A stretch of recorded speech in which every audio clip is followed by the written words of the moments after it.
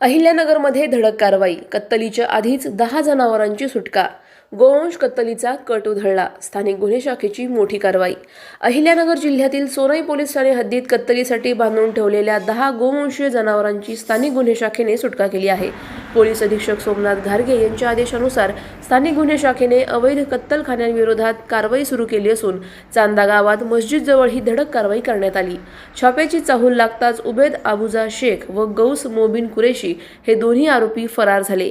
घटनास्थळावरून सुमारे 2,20,000 रुपये किमतीची 10 जिवंत गोवंशीय जनावरे हस्तगत करण्यात आली असून आरोपींविरोधात महाराष्ट्र प्राणी संरक्षण अधिनियम अंतर्गत गुन्हा दाखल करण्यात आला आहे.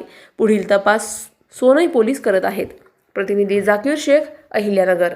अधिक माहितीसाठी स्टार इंडिया 1 न्यूज पाहत रहा. चॅनलला सबस्क्राईब करा आणि अशाच अपडेट्ससाठी बेल आयकॉन दाबा.